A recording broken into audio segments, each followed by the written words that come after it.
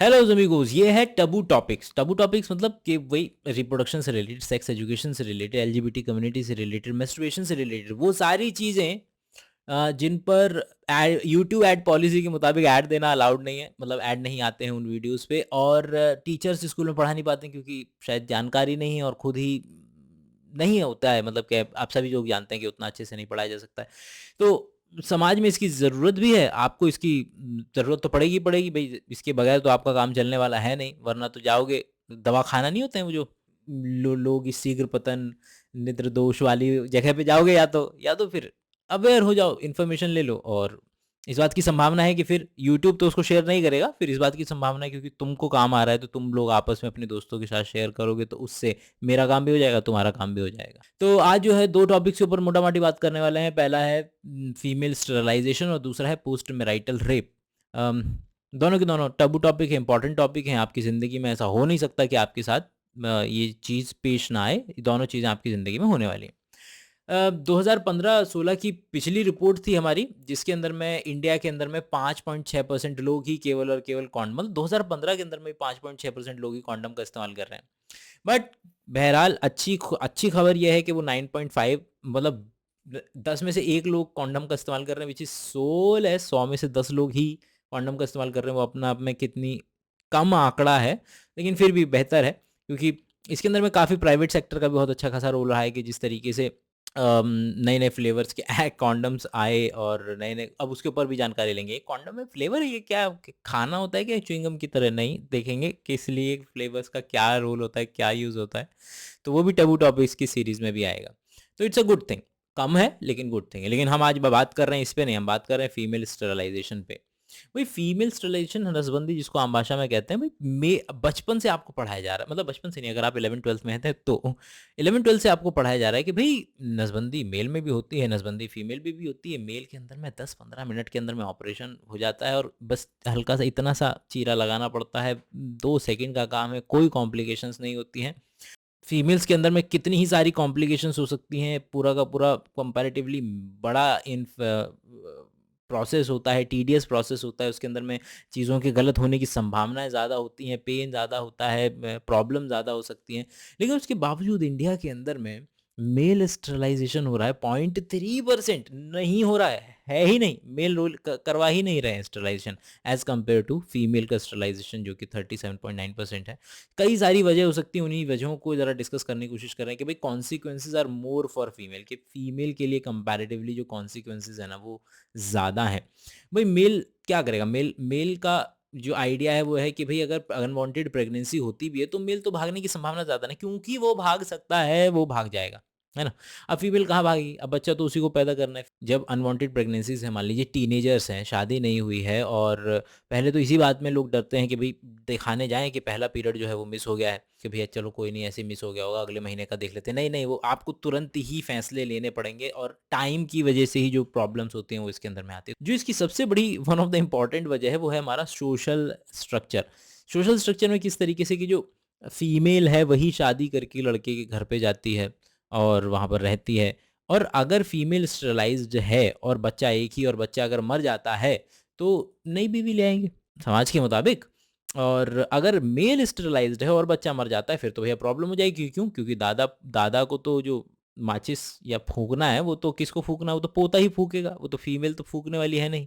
तो एक तो लड़का चाहिए, लड़के का जो प्रचंड आइडिया चल रहा है इंडिया के अंदर में, एक तो वो, और दूसरा कि खानदान का चिराग बुझ जाएगा। इसलिए क्या किया जाता है, इसलिए फोर्सफुली फीमेल्स को स्टरलाइज करवाया जाता है। वो सभी देश या वो सभी एरिया जहां पर इकोनॉमिकली साउंड है, कैपिटलिज्म मतलब कि पैसा है, एजुकेशन है, और रिलीजन कंपैरेटिवली कम है, ये तीनों चीजें जहां मिलती हैं वहां हर जगह हमने देखा है कि फीमेल का जो रेट है वो कम होता चला जा रहा है बच्चे पैदा करने का। अगला है प्लेजर वर्सेस जिम्मेदारी।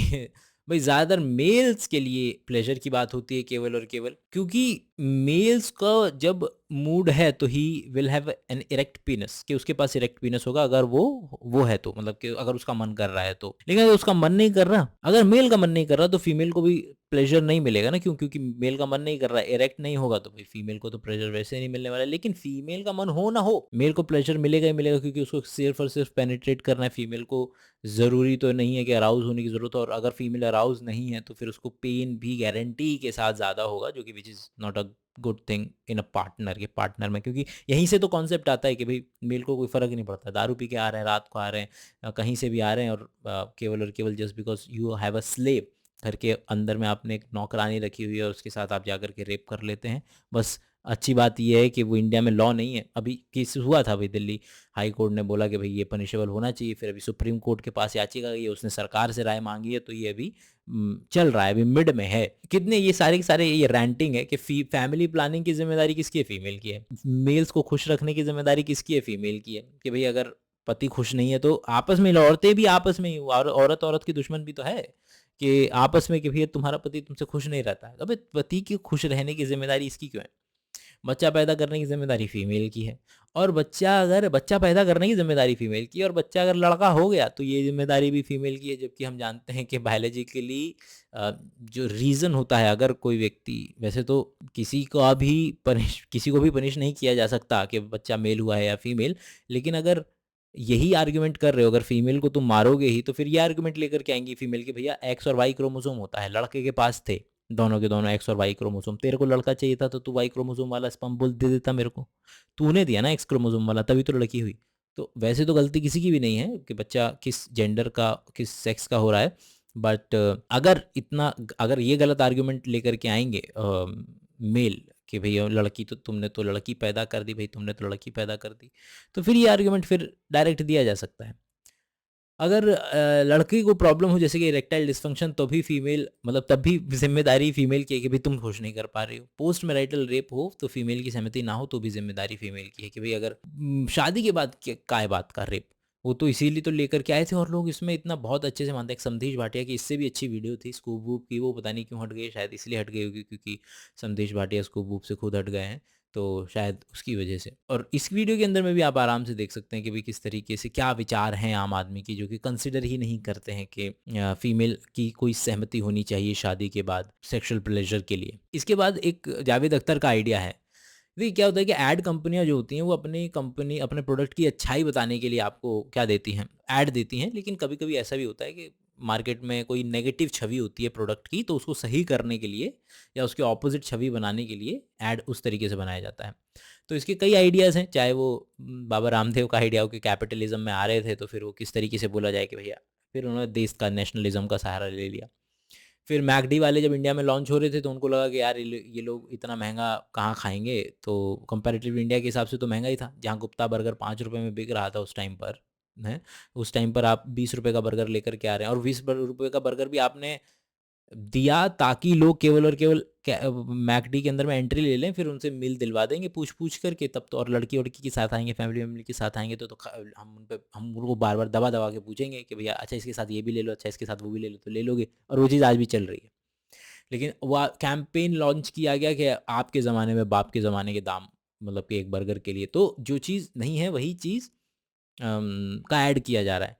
कि आपने देखा होगा कि कभी-कभी आपने बीएमडब्ल्यू से किसी व्यक्ति को बाहर निकल के लाल दाँतों के साथ पान थूकते हुए, वो पान मसाला थूकते हुए नहीं देखा होगा। लेकिन जितने भी एड्स आपको देखने के लिए मिलेंगे उसके अंदर में सारे के सारे लोग जो फरारी वाले हैं और इतने खतरनाक सूट और इतने खतरनाक दिखने वाले और सारे अमीर लोग जो हैं वो उसी ही का इलायची वर्ज़न खा रहे होते हैं। जबकि वो ऐड तो ख़ैर जैसे उनको, मतलब कि वही लूप होल है कि सरकार डायरेक्ट पान मसाला का ऐड तो करने नहीं देगी, तो फिर पानी का ऐड कर लेते हैं। वो तो सोडा का ऐड कर लेते हैं।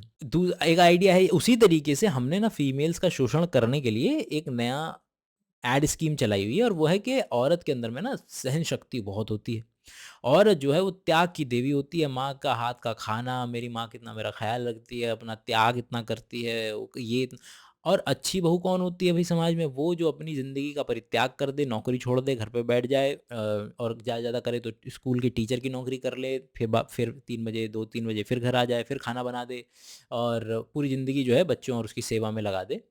और इंटरेस्टिंग बात ये है कि हमने ये बात फीमेल्स को इतने अच्छे तरीके से बताई हुई है, कंडीशन किया हुआ है उसको कि उनको खुद ही लगता है कि हाँ यार ये तो औरत तो बड़ा मेहनत का जीवन होता है, ऐसे ही नहीं मिलता है। तो वही वाली कि आइडिया कि अगर आप चाहते हैं कि आपके देश के लिए लोग लड़ें, तो नेशनलिज्म का डंका बजाना पड़ेगा। तब जब लोग नेशनलिज्म में विश्वास करेंगे तभी लोग आर्मी में दाखिल होंगे, वरना क्यों होंगे।